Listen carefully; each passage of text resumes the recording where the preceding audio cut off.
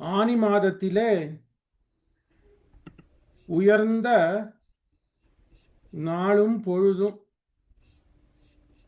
ஆனியிலே சோதி, ஆனியிலே விசாகம். பாரத தேசத்திலே ஆனியிலே அனுஷம்.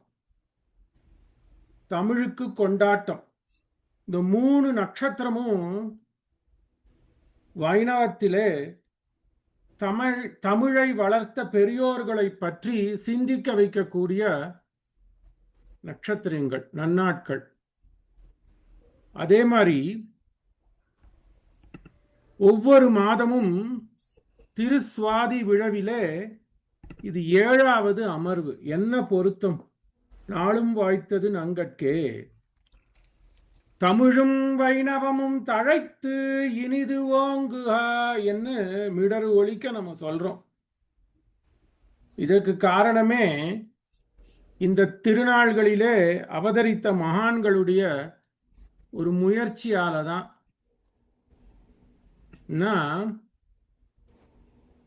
இன்னை பெருமை அறிந்திலையோ ஏழை நெஞ்சே என்று மணவாள மாமனில் கதற. பொங்கும் பரிவாலே வில்லிபுத்தூர் பட்டர்பிரான் பெத்தான் பெரியாழ்வார் என்னும் பேர் என்று நன்றியாலே அஸ்தானே பயசங்கை என்பர் ஆரியத்திலே. அப்படி நிலை மாறி எம்பெருமானுக்கு ஏதோ வந்துவிடுமே என்கின்ற அந்த பிரீத்தியினாலே, ஒரு பயத்தாலே, அவன் நம்மை ரட்சிக்க இருக்க நாம் அவனை ரட்சிக்க கடவோம் என்று பல்லாண்டு என்கின்ற ஒரு வழிமுறைய தமிழுக்கே புகுத்தர் பக்தி இலக்கியங்களிலே. அப்படிப்பட்டவரே பெரியாழ்வார். அவருடைய அவதார நன்னாள் ஆனியிலே சுவாதி. தமிழிலே வேதத்தை கொடுத்து இன்னார் இணையார் என்றில்லாது அனைவரும் அந்த எம்பெருமானுடைய குணத்தை அனுபவிக்கும் வகையில தமிழிலே வேதத்தை யாத்து கொடுத்தவர் வைகாசி நன்னாளிலே பிறந்த குருகூர் மாறன். இவர்கள் 2 பேரும் யாத்த பனுவல்களை ஒரு 1000 வருஷத்துக்கு முன்னாடி மறைந்து கிடந்தன. இப்படி மறைன்னு சொல்றோமோ, இது நிஜமாவே மறைஞ்சு போச்சு. அந்த மறைய திருப்பியும் எடுத்து உலகோர்க்கு கொடுத்தவர் நாதமுனிகள். அந்த நாதமுனிகளுடைய அவதார நன்னாள் ஆனியிலே அனுஷம். இந்த அனுஷ நட்சத்திரத்துக்கே ஒரு ஏற்றம். வேதம் என்ன சொல்றது? விருத்தி ஆகும். அனுஷ நட்சத்திரத்துல பிறந்தா மேலும் மேலும் விருத்தி. பட்டர் வைகாசியில பட்டர், வேதவியாச பட்டருடைய நட்சத்திரம். சம்ஸ்கிருதத்துக்கு ஏற்றம், தமிழுக்கு ஏற்றம். அதே மாதிரி இந்த அனுஷம் சம்ஸ்கிருதத்துல அனுராதான்னு சொல்றோமோன்னு. ஹிருத்யா ஸ்மஹவ்யை நமசோபசத்யா மித்ரம் தேவம் மித்ரதே என்னோஸ்து அனுராதான் அபிஷா வர்தயந்தஹ சதம் ஜீவேன சரதஸ்ச வீரா என்று எல்லாம் ஒண்ணு போட்டா 100 மடங்கு ஆகுமா. இந்த அனுராதாக்கே ஒரு ஏற்றம். அப்படிப்பட்ட ஆனி மாதத்திலே அனுஷ நட்சத்திரத்திலே அந்த அனுராதா நட்சத்திரத்திலே வந்தவர் தான் நாதமுனிகள். அவர் போட்ட விதை இந்த தமிழ் வேதமானது பல்கி பெருகி இருக்கு. ஆக இந்த 7வது அமர்வு ஆனி மாதத்துல வருது. இந்த 7வது அமர்வுல என்ன நம்ம விசேஷமா பார்க்க போறோம்னா, சுவாரஸ்யமா இருக்கும். சஸ்பென்ஸ்ன்றோமே ஆங்கிலத்தில், அதையும் நம்ம சொல்லுவோம். இந்த வைணவமானது நமக்கு என்ன கொடைகளை கொடுத்தது? இந்த வைணவம் என்கின்ற இந்த வழிமுறை, எம்பெருமானை, கண்ணன் எம்பெருமானை அடைவிக்கக்கூடிய இந்த முறை இருக்கே, இந்த வைணவ முறை நமக்கு என்ன கொடுத்தது? வைணவத்தின் கொடை என்று மகுடமிட்டு இந்த அமர்வுக்கு பொருத்தமாக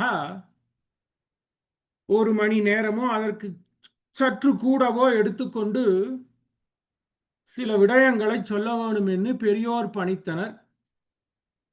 மாமுனியின் ஆக்ஞையை சிரசா வகித்து யதா சக்தி யதாமதி எடுத்து விளம்புவோம். ஆதியிலே சுவாதி, ஆதியிலே விசாகம், ஆதியிலே அனுஷம், இது மூணு சேர்ந்து இருக்கிறதுனால இந்த மூன்று மகனியர்களும் தமிழை வளர்த்த பெரியோர். அப்படிப்பட்ட இந்த மூன்று மகனியர்களும் நமக்கு கொடுத்தத வைணவத்தின் கொடை என்று, அதுவும் எம்பெருமானுடைய அனுகிரகம் பாருங்கோ அப்படியே பொருத்தமா அமைஞ்சிருக்கு. அதை பத்தி சொல்லுவோம். வைணவம் நமக்கு என்ன கொடுக்கிறது? முதல்ல தமிழை வளர்த்தது வைணவம், ரொம்ப முக்கியம். எம்பெருமானார் என்ன சொல்றார்? ஆரியமும் வடகலையும் தென்மொழியும் திசைமுகனை ஒத்த நாவர் விளங்குகின்ற தேரெழுந்தூர்னு கலியன் பாடுறார். அதையே ஏற்றுக்கொண்டு எம்பெருமானார் என்ன பண்றார்? எம்பெருமானை அடைய வேண்டும் என்றால் உபய வேதாந்தங்களும் வேண்டும், ஆரிய மறையும் வேண்டும், தமிழ் மறையும் வேண்டும் என்று சொல்றார். அப்படி இந்த தமிழ் மறைய வளர்த்து கொடுக்கிறது இந்த வைணவம். வேற எந்த மதத்துக்கும் இல்லாத சிறப்பு. மற்றைய மதங்கள் எல்லாம் பிற்காலத்துல தான் அவரவர்களுடைய பாஷா கீதிகளை கொண்டு சொல்றது. மாத்வமோ அல்லது தெலுங்கு பிரதேசமோ பிற்காலத்துல தான் அந்த பாஷா கீதி என்று சொல்லுவோமே, நாட்டு மொழி, வர்ணாக்குலர், அதை உயர்த்துறது. ஆனா இதுக்கு முன்னோடியாக அமைந்தது வைணவம். இதுக்கு வழிகாட்டினா எங்களூர் மாறன் தான். அதுக்கப்புறம் ஒரு 1000 வருடங்களுக்கு முன்னாடி நாதமுனிகள், அவருடைய திருநட்சத்திரம் தான் இன்னைக்கு. அப்படி வைணவம் கொடுத்த கொடைனா மூணை பத்தி சொல்லணும்னு ஒரு ஆசை. ஒன்னு, தமிழை வளர்த்தது வைணவம். ரெண்டாவது, சமுதாய நல்லிணக்கத்தை எடுத்து விளம்புறது. எப்படி ஆழ்வார்கள் வேதத்துல என்ன சொல்லியிருக்கோ அதுதான் மறைஞ்சு போச்சு அந்த அர்த்தங்கள்லாம். சமுதாய நல்லிணக்கம், அந்த நல்லிணக்கம் இருந்தாதான் எம்பெருமானை அடைய முடிய வேண்டும் என்று. ரெண்டாவது, சமுதாய நல்லிணக்கம். இன்றைக்கு எல்லாரும் மிடர் ஒலிக்க சொல்றா பாருங்க, தமிழை நாம வளர்க்கிறோம், சமுதாய கொள்கையை நாம வளர்க்கிறோம் என்றோ. ஸ்ரீ வைஷ்ணவம் என்றோ இதை வளர்த்தது. ரெண்டாவது. மூன்றாவது என்னன்னா, வேதம் சொல்லிடுத்து நம்ம இந்த பிரக்கிரியையில தமிழை முதல்ல வைப்போம், அப்புறம் சமுதாய நல்லிணக்கம். எல்லாமே பெரியோர்கள் முன்னோர் மொழிந்த முறையிலேதான் அடியேன் விளம்புவேன். இரண்டாவது சமுதாய நல்லிணக்கம். சமுதாய நல்லிணக்கம் இருந்தால் தான் எம்பெருமானை அடைய முடியும். வேதமே சொல்றது, சாங்கிரஹண்யேஷ்டியாயஜதே இமாம் ஜனதாகும் சங்கிருண்ணானீதி என்று கூட்டம் கூட்டு. அதுல இன்னார் தான் வரணும், இன்னார் தான் வரக்கூடாதுன்னு வேதம் சொல்லலையே. சங்கிரகம் பண்ணின்னு வேதம் சொல்லிடுச்சு. அதனால ஆண்டாள் என்ன பண்ணால் சங்கத்தமிழ் மாலைன்னு தான் சொன்னா, பழசுன்னு எடுத்துக்கூடாது. கூட்டமாக சொல்லக்கூடிய இந்த தமிழ் பாட்டுக்களாலே எம்பெருமானை அடையணும்னு சமுதாய நல் இணக்கம். மூணாவது, நாரணனை காட்டுறது. அது வேதமே காட்டிடுத்து, நாரணனை காட்டுதல். இந்த வைணவம் என்ன பண்றது? தமிழை வளர்க்கறது, சமுதாய நல்லிணக்கத்தை செய்து சமுதாயத்தை நல்லபடியா சீர்படுத்தி அதன் மூலம் எம்பெருமானை குழாங்களாக அடைய வேணும். எல்லாம் 10 கோபிகளை எழுத்து அழுத்து போயிட்டா வாசல்ல இருக்கிற இந்த கோபிமார். சில் என்ற அழையன் மின், இந்த எரிச்சல் வந்தாலும் விடமாட்டேன் ஒன்னு என்ன. அப்படி எல்லாரையும் இணைக்கணும். ஏகஸ்வாத்து ந புஞ்சீதா புஞ்சீதா தசபி சஹா என்ன சாஸ்திரம். நம்ம ரொம்ப சம்ஸ்கிருதம் சொல்ல வேண்டாம், இதுக்கு தமிழ் ஏத்தம் கொடுக்கிறோம், பிரசங்காத்து. அப்படி தமிழின் ஏற்றத்தை கருவி தமிழை எப்படி வளர்த்ததுன்னு சொல்ல போறோம். ரொம்ப சுவாரஸ்யமா சொல்ல போறோம். சிலது பெரியோர்கள் கேட்டு இருக்க மாட்டாள். இந்த எலி எலும்பன் மூலமா வரணும்னு, அதுவும் மாமுனியோடைய கிருபை. அப்புறம் நாரணனை காட்டி கொடுத்தது, அதையும் நம்ம சொல்லுவோம் எதா அவகாசம். ஆக தமிழை எப்படி வளர்த்ததுன்னு பார்ப்போம்.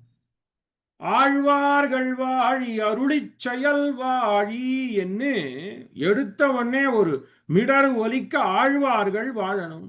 ஸ்மார்த்த சம்பிரதாயத்துல எடுத்தோம்னா தேவாரமும் திருவாசகங்களும் சைவர்கள் உயர்த்து போற்றா. ஆனா அதை ஸ்மார்த்தர்கள் அவ்வளவு தூரம் எடுத்து பண்றதில்லை. இப்போ அதுக்கும் அமைந்திருக்கு.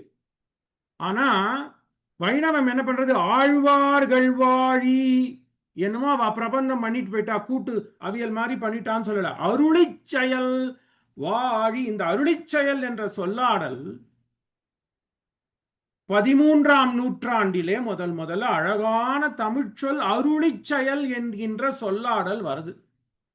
அது பெரியவாச்சான் பிள்ளை போன்ற மகா சாஸ்திரஜர், தமிழும் கற்று சாஸ்திரமும் கற்று பரபக்ஷ பிரதிபாதன், பரபக்ஷம் எதிர இருக்கக்கூடிய மதங்களையும் எதிர இருக்கக்கூடிய வேதத்திலே ஒத்துக்கொள்ளாத சாஸ்திரங்களையும் கண்டனம் பண்ணக்கூடிய தைரியசாலிகளான பெரியோராகிய பெரியவாச்சான் பிள்ளை இந்த அருளிச் செயல்ற சொல்லாடல் வைக்கிறார். ஆக தமிழிலே செய்யப்பட்ட படைத்தான் கவி, வேதத்துக்கும் இதுக்கும் வித்தியாசம். வேதமானது அபௌருஷயம் சொல்லிட்டு போயிடுது. ஆனா அது நமக்கு வைணவத்துல ஏற்றம் இல்லை. மயர்வர மதிநலம் அருளப்பெற்ற ஆழ்வார்களுடைய திருவாக்கிலிருந்து வந்த இந்த தமிழ், அந்த தமிழானது எப்படி அருளை கொட்டுகின்ற தமிழ், எல்லை நீத்த அருள், அதுக்கு எல்லையே கிடையாது. அப்படிப்பட்டதான அருளை கொடுக்கக்கூடிய இந்த பாடல்களை எம்பெருமானை அடைவதற்கு உபயோகிக்க வேண்டும் என்று பெரியோர்கள் கூற அதை இன்னி அளவு பார்த்துட்டு இருக்கோம். ஆக அருளிச் செயல் ஆழ்வார்கள் வாழி, அருளிச் செயல் வாழி என்று இன்னளவு நம்ம சொல்றோம். ஆக இந்த ஏற்றம், அப்படிப்பட்ட இந்த ஏற்றத்தை கொடுக்கிறோம். ஏன்னா ஆழ்வார்கள் என்ன சொல்றா, தமிழ் வேற ஒண்ணும் இல்லை, எம்பெருமான் வேற ஒண்ணும் இல்லை, தமிழும் எம்பெருமானும் ஒன்றே. கலியன் சொல்றார் திருப்புல்லாணியை பாடச்சே, புல்லாணி தென்னன் தமிழை, புல்லாணியிலே தென்னன் புல்லாணி தமிழை, தெற்கு திசைத்துல இருக்கக்கூடிய புல்லாணில ஜெகநாதன் போடல, உலகத் தலைவான்னு விழிக்கல திருமங்கை ஆழ்வார். தமிழ் தென்னன் தமிழ், புல்லாணி தென்னன் தமிழ் என்று, நீ வேற யாரும் இல்லை, தமிழ் வேற யாரும் இல்லை என்று சொல்லி. ஏன்னா இந்த தமிழ் மறையானது குழம்பி கிடக்கின்ற சாஸ்திரங்களை எல்லாம் வடிகட்டி அழகான தமிழாலே, பாலை போன்ற தமிழாலே, இசையாலே,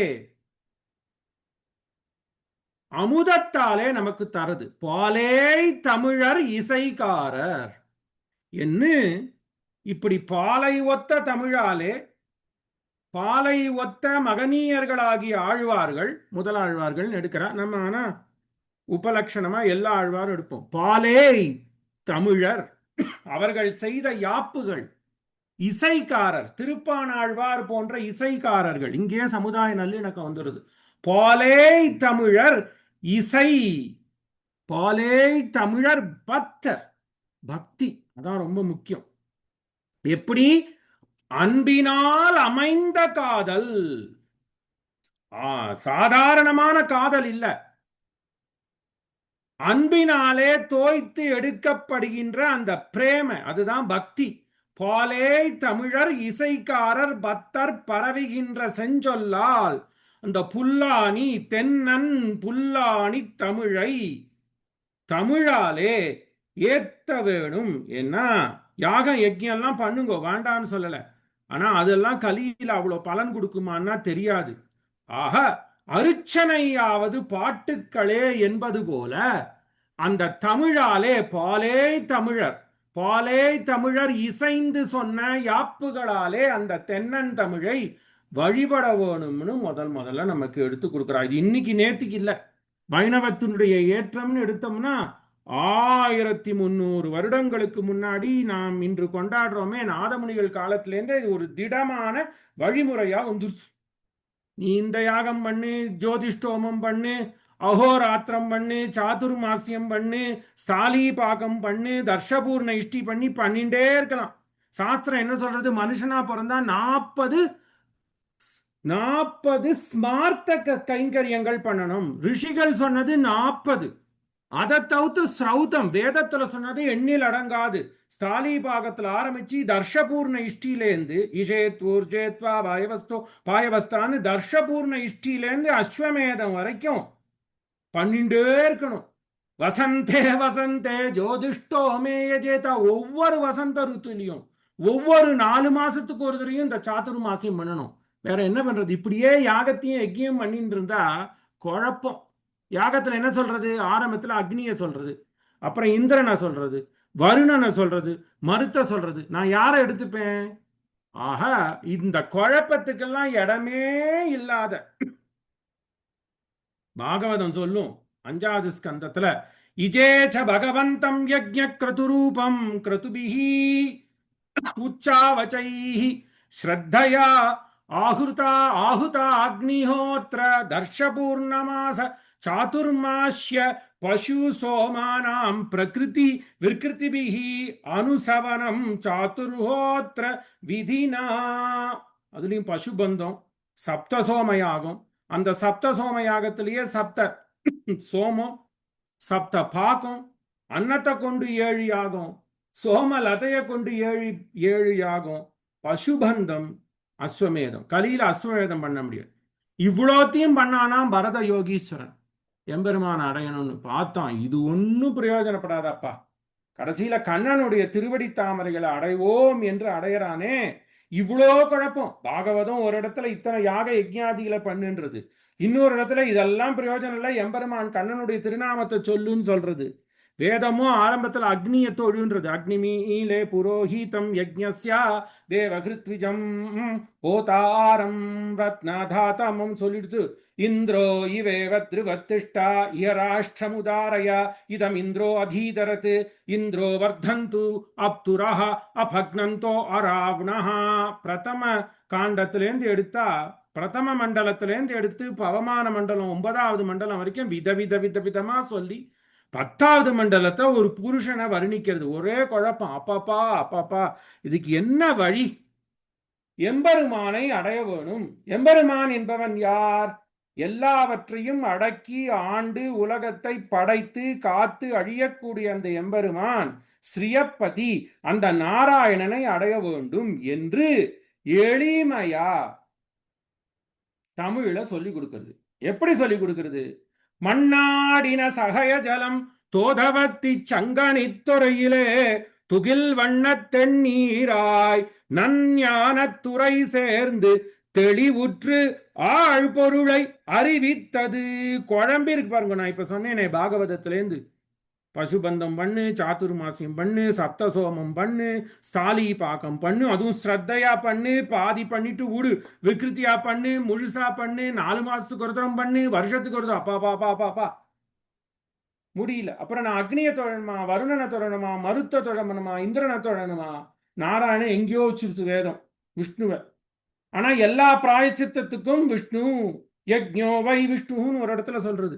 குழப்பமே வேண்டாம். ஆக இப்படி குழம்பி குழம்பி குழம்பி மண்ணும் கல்லுமா வரதே தாமிரபரணி அந்த மேற்கு தொடர்ச்சி மலையிலேருந்து எப்படி உருவம் பண்றார் பாருங்கோ. அழகை மனுவாள பெருமாள் நாயனார் மண்ணாடின சகய ஜலம் தோதவத்தி சங்கணைத்துறையிலே துகில் வண்ண தென்னீராய் நன்ஞான அந்தஸ்தத்தை காட்டுமா போலே நன்ஞானத்துறை சேர்ந்து ஆழ்பொருளை தெரிவுற்று அறிவித்தது. முடிஞ்சு போச்சு. இதுதான் அருளி செயலாலே தமிழ் வளர்ந்தது. அந்த தமிழாலே இறைவனை புரிஞ்சுக்கிறோம்னு ஒரு சூத்திரத்துல சொல்றாரு. என்ன தமிழ்? அப்படி கலங்கின தாமிரபரணி மண்ணாடின சகயாத்ரி. சகயாத்ரினா மேற்கு தொடர்ச்சி மலை.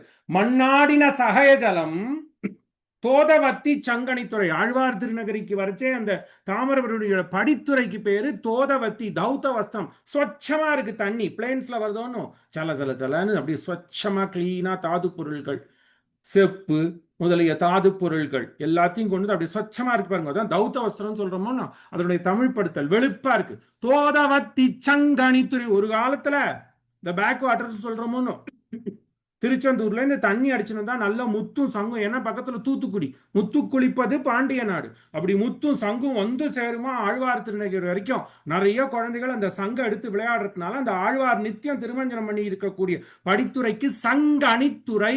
தோதவத்தி சங்கணித்துறையிலே துகில் வண்ணத்து அப்படியே வந்து சலசலன் சங்கு முத்து தாது பொருள்கள்லாம் வந்தவொடனே கலர் கலரா இருக்கான். துகில் வண்ணத் தென்னீராய் நன்ஞானத்துறை. ஏன்னா அந்த உதயபாஸ்கரனுடைய திருவடி படுற இடம் இல்லையா, ஆழ்வாருடைய திருவடி படுற இடம். நன்ஞானத்துறை சேர்ந்து தெளிஞ்சு போச்சு. எப்படி வேதமானது கலங்கிறது பாருங்க. அக்னி வருணன் இந்திரன் என்னென்னமோ சொன்னேன்னு 1000 யாகம் யஜ்யத்தை பண்ணு, அதுலயும் யஜ்யத்துல பண்ணா தப்பு பண்ணா போச்சு, அதுக்கு பிராயச்சித்தமே கிடையாது. அப்படியெல்லாம் இல்லாத நன்ஞானத்துறை சேர்ந்து தெளிவுற்று நம்மளை தெளிவாக்குறது. தமிழ் தானே தெளிவாக்குறது. தமிழை வளர்க்கிறது. தமிழ் வளர்ப்பதன் மூலம் நாரணனை காட்டி கொடுக்கிறது. எப்படிப்பட்டதான தமிழ். ஏன்னா இந்த தமிழ் என்ன பண்றோம், தமிழை கேட்டாலே தமிழ் என்பது இனிமை எளிமை எல்லாருக்கும் புரியுது. நான் சொல்றது இப்ப எல்லாருக்குமே புரியுறது. ஓங்களிடை வந்து உயர்ந்தோர் தொழ விளங்கி ஏங்கொலி நீர் ஞாலத்து இருளகற்றும். அப்படியே பாருங்க, உருவகம் ஒண்ணு சூரியனை சொல்றது இந்த பாட்டு, இன்னொன்னு சூரியனாகிய நம்மாழ்வார சொல்றது. இந்த சூரியனாகிய நம்மாழ்வார் எப்படி தமிழை வளர்த்தார், அந்த அவர் வளர்த்ததுனால தமிழுக்கு பெருமைன்னு இந்த 3 பேரையும் ஒரே பாட்டுல இந்த தமிழ் செய்யுள் சொல்றது பாருங்க. ஓங்களிடை வந்து, என்ன சூரியன் எங்க உதிக்கிறான், மலையில உதிக்கிறான். தாமிரபரணி எங்க உதயமாறுது, மேற்கு மலர் தொடர்ச்சியில. ஓங்களிடை வந்து உயர்ந்தோர் தொழ விளங்கி, எல்லாரும் தாமிரபரணி தீர்த்தத்துல போய் தீர்த்தாமாடுறோம். தீர்த்தாமடிட்டு ஆழ்வார் திருநிலையில ஆழ்வாரையும் ஆதிநாதனையும் சேவிக்கிறோம். ஓங்களிடை வந்து உயர்ந்தோர் தொழ விளங்கி ஏங்கொலி நீர் ஞாலத்து, கடல் சூழ்ந்த ஞாலம் இருளகற்றும். என்ன பண்றது, சூரியன் வந்தா இருள் போறது. அதே மாதிரி உதயபாஸ்கரன் ஆகிய ஞானபாஸ்கரன் ஆகிய நம்மாழ்வார் வந்ததுனால இந்த இருள் போறது. அது எப்படின்றத நான் விளக்குறேன். ஏங்கொலி நீர் ஞாலத்து இருளகற்றும். இப்படி இருக்கே சூரியன் ஒரு இடத்துல, நம்மாழ்வார் ஒரு இடத்துல, தாமிரபரணி ஒரு இடத்துல. இவற்றிலே மின்னேர் தனியாழி, இதுல வெளித்தமாக வட்டமாக இருக்கக்கூடிய சூரியன் ஒன்று. மின்னேர் தனியாழி வெங்கதிரோன் ஒன்று. ஏனையது, அந்த வெண்கதிரோன் யாரு, நம்மாழ்வார். ஏனையது தன்னேர் இல்லாத தமிழ். அந்த நம்மாழ்வார் என்ன பண்ணார், தமிழை கொடுத்தார். அந்த தமிழ் தானே இப்ப நம்மளை வாழ வைக்கிறது. சாஸ்திரம் எத்தனை பேருக்கு புரியுறது. இந்த தமிழ் என்ன பண்றது, நாரணனை காட்டி கொடுக்கின்றது. ஏன்னா கவிக்கு தகுவன கண்ணுக்கு இனியன, கேட்கில் இன்பம் செவிக்கு தகுவன, சிந்தைக்கு உரியனான தமிழ். இந்த சிந்தைக்கு உரியனான நாராயணனை கவிக்கு தகுவன, காதுக்கு இனிமையாக கேட்பதற்கு தகுதியாக, கண்ணுக்கு இனியனாக நம்மாழ்வார் ரூபம், திருவாய்மொழி புஸ்தகம், ஆதிநாடனுடைய ரூபம். கவிக்கு தகுவன கண்ணுக்கு இனியன, கேட்கில் இன்பம் செவிக்கு தகுவன, சிந்தைக்கு உரியதான தமிழாலே அந்த தமிழ் தலைவனாகிய ஆழ்வார்கள் தென்னந்தமிழை விளக்கி காட்டுகின்றனர். இவ அப்படி விளக்கறச்சு என்ன பண்றா, இவர் தான் வரணும் இவர் தான் வரக்கூடாது என்கின்ற பாகுபாடு எதுவுமே இல்லாமல் சர்வ உபஜீவியமாய், வேதம் சில பேர் தான் படிக்கலாம் படிக்க கூடாதுன்னு இருக்கு, எதுவுமே இல்லை. திருவாய்மொழி புஸ்தகத்தை வச்சுட்டா யார் வேணா படிக்கலாம். ஆக இப்படி தமிழை வளர்த்தது, அந்த தமிழ் மூலம் நன்ஞானத்தை தந்தது. எது, எப்படி சூரியன் உலகத்தில் இருக்கக்கூடிய இருட்டை எடுக்குமோ அப்படிப்பட்ட சூரியனான உதயபாஸ்கரன் ஆகிய திருக்குருகூர் அப்பன் நன்ஞானத்தாலே நமக்கு நாரணனை காட்டி கொடுக்கின்றான். செந்திரத்து தமிழ் என்கையால் ஆகத்தியமும் அனாதி. இந்த தமிழை எம்பெருமான காட்டுங்கோ, இந்த தமிழாலே எம்பெருமானை வழிபடுங்கோன்னு 1000 வருடங்களாக இந்த வைணவ பெரியோர்கள் பரிசிரமம் பட்டு அரும்பாடுபட்டு தமிழாலே எம்பெருமானை அடைவு. இன்னைக்குதான் தமிழ் அர்ச்சனைன்னு நம்ம எல்லாம் போட்டு விளம்பரப்படுறோம், கிடையவே கிடையாது. 1000 வருஷத்துக்கு முன்னாடியே செந்தமிழுக்காக பாடுபட்டனர்.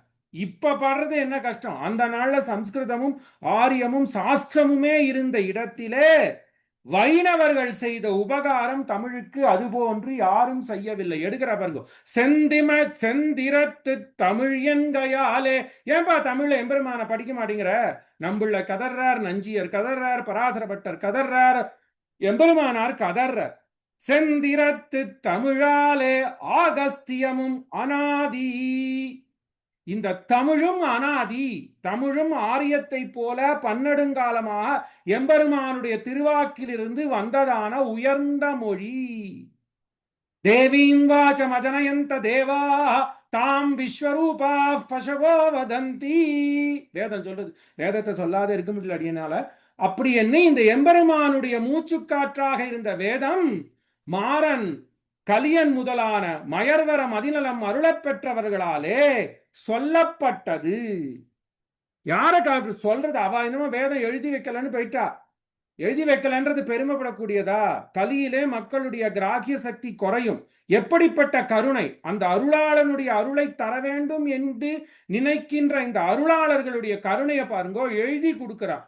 சொல்லப்பட்ட என்ற இதில் கர்த்திருவம் ஸ்மிருதி அத்தை ஸ்வயம்பு படைத்தான் என்னுமா போல. எப்படி அந்த ஸ்வயம்பு அந்த எம்பெருமான் வேதத்தை படைக்கிறானோ அதே மாதிரியாக அந்த எம்பெருமானுடைய அருளாலே வந்த அருளாளர்கள் அவன் இட்ட கட்டளையாலே, அவனுடைய கட்டளைகளாலே சொல்லப்பட்ட விளக்கங்கள் கொடுக்கப்பட்ட பாக்களாக. இந்த பாக்கள் மட்டும் கொடுக்கல, வைணவம் இன்னொன்னு பண்ணது, தமிழுக்கு உரைநடைகளை கொடுத்தது. ரொம்ப முக்கியம். 1000 வருடங்களுக்கு முன்னதாகவே ஆழ்வார்களுடைய அருளி செயல்களுக்கு அனைவரும் புரிந்து கொள்ளும்படி உரைநடைகளை இட்டனர். சைவம் பண்ணல. சைவம் பண்ணனா ஒரு 100 வருடத்துக்கு முன்னாடி தான் சைவத்திலே உரைகள் இடத் தொடங்கினார். அதுவும் பிரசித்தியா பார்த்தா 1953 வருஷம்தான் தருமபுரம் ஆதீனம் தேவாரத்துக்கு உரையிட்டது. அதுக்கு முன்னாடி இங்கொன்னும் அங்கொன்னுமா தான் இருந்தது. நினைச்சு பாருங்க. தருமபுரம் ஆதீனம், திருவாவடுதுறை ஆதீனம் இவர்கள் செய்த தமிழ் தொண்டை மாதிரி யாரும் பண்ண முடியாது. அவர்களே 1953 தான் முதலாக 12 திருமுறையில ஞானசம்பந்தருடைய முதல் திருமுறைக்கு விளக்கம் இட்டு அதுக்கப்புறம் 12 திருமுறைக்கும் விளக்கம் கொடுக்கிறார். இப்பதான் 50 வருடங்களாக தான் சைவ திருமுறைகளுக்கு ஒரு கோர்வையான உரைவளம் அமைந்தது. சைவத்துக்கு ஏற்ற என்ன சொல்வா? வரலாறு, பெரிய புராணம். வைணவத்துக்கு ஏற்றம் உரைநடைகளும் வரலாறும் உண்டு. ஆக ஒருபடி மேலே 1000 வருடங்களாக உரைநடைகளை கொடுத்தனர். படைத்தான் கவி என்ற போதே இதுவும் யதா பூர்வ கல்பகம். எம்பெருமானுடைய கட்டளையினாலே ஆழ்வார்கள் யாத்தனர். அதை அவர்களுடைய சிஷ்யர்கள் எப்படி நம்மாழ்வார் சொல்ல சொல்ல சொல்ல மதுரகவி ஆழ்வார் ஏடுபடுத்துறாரோ, படைத்தான் கவி சொல்லப்பட்டதாலே இதுவும் கர்த்திருவம். நானும் நீங்களும் பண்ணல, மயர்வர மதிநலம் அருளப்பட்டவர்களாலே நம்மை போன்றவருக்கு உதவ வேண்டும் என்று வைணவத்துல சம்பிரதாயமா பார்த்தா 5000 வருஷம், வரலாறுன்னு பார்த்தா 15,500 வருஷங்களுக்கு முன்னாடியே ஏடுபடுத்த ஆரம்பித்து விட்டனர். ஏடுபடுத்ததோடு மட்டுமல்லாமல் வியாக்கியானங்கள் ஆகிய உரை நடைகளை, உரை வளமிக்க உரைகளை எடுத்து தந்தனர். தெய்வநாயகன் ஆரணன் திருவிக்கிரமன் அடி இணை மிசை கொய்கள் பூங்கொழில் சூழ் குருகூர்ச்சடகோபன் செய்த 1000 இவை தன் சிறீவரமே மங்கை மேய 10 வைகள் பாடவல்லார் வானோர்க்கு ஆறாமுதே ஏடுபடுத்துறா, எழுதி வைக்கிறா, உரைநடை ஆரம்பிக்கிறா. ஆனா நம்மாழ்வார் என்ன சொன்னார்? பாடுங்கோ. வெய்கள் பாடவல்லார் வானோர்க்கு ஆறாமுதே. நம்ம சொன்னோம் வைணவம் தமிழுக்கு வைணவம் கொடுத்த கொடைனா தமிழை வளர்க்கிறது. முதல்ல பக்தி பணுவல்கள் யாத்தனர். அதுல தமிழ் முதலிகள் 3 பொய்கையார், பூதத்தார், பேயார். அவர்களுடைய கிட்டத்தட்ட சமகாலத்தவர் காரைக்கால் அம்மையார். ஆஹா, பக்தி தமிழிலே அமைந்த பக்தி இலக்கியங்கள் தமிழை வளர்த்தன. சரி, 2வது வைணவம் இன்னும் என்ன பண்றதுன்னா ஏடுபடுத்திடுது. 3வது உரைநடைகளை எடுக்க தொடங்கினது. அப்புறம் இயல் இசை நாடகத்தை வளர்த்தது என ஆழ்வாரே கட்டளை போட்டார். செய்த, நான் இப்படி பண்ணி வச்சிருக்கேன், எம்பெருமானுடைய அருளாலே நான் இப்படி பண்ணி வச்சிட்டு இருக்கேன். செய்தவாயிரத்துள் இவை தன் சிறீவர மங்கை மேய 10 வைகள் பாடவல்லார் வானோர்க்கு ஆறாவமுதே என்று இப்படி வைணவத்துக்கு ஒரு பெரிய தமிழுக்கு வைணவம் பெரிய உபகாரம் பண்றது. செய்தவாயிரம் வெறும் பாட்டை மட்டுமா பண்ணிருக்கா, உரைநடையும் பண்ணிருக்கா.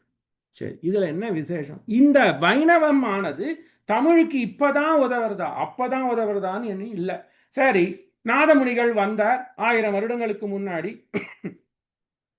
ஆழ்வார் திருநகிரிக்கு போறார். நம்மாழ்வாருடைய கட்டாட்சத்தினால 1000 பாட்டு கேட்டார்.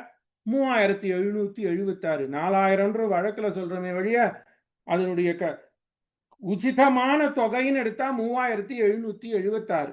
3776 அதுலயும் கொஞ்சம் 108 பாட்டை தவிர்த்துடணும். ராமானுஜன் உத்தந்தாதி அப்ப இல்ல. ஆக அப்படிப்பட்ட 4000க்கும் சற்று குறைவான பாக்களை நம்ம ஆழ்வார் கொடுக்கிறார், யோக திசையில கொடுக்கிறார். கொடுத்ததோடு மட்டுமல்லாமல் அதுக்கு உண்டான வியங்கியமான அர்த்தங்கள், உள்ளுரை பொருள்களையும் கொடுத்துட்டார், நாதமணிகளுக்கு கொடுத்துட்டார். அவர் என்ன சொன்னார்? செய்தவாயிரத்துள் தன் சிறீவர மங்கள மேய 10 செய்தவாயிரத்துள் செய்யப்பட்டவாயிரத்துள் வைகள் பாட வல்லார். நாதமணிகள் தோணுச்சு, ஐயோ இவர் கொடுத்துட்டார், ஆனா இவர் கட்டளை போட்டாரே, எம்பெருமான முதல்ல சரணாகதி பண்றார். ஆரனுக்கு நின் பாதமே சரணாகத் தந்தொழிந்தாய், எனக்கோர்க்கு உனக்கோர் கைமாறிலேன், எனதாவியும் உனதே என்று முதல்ல சரணாகதி பண்றச்சே மக்களுக்கு கட்டளை போட்டார், பாடுங்கோ.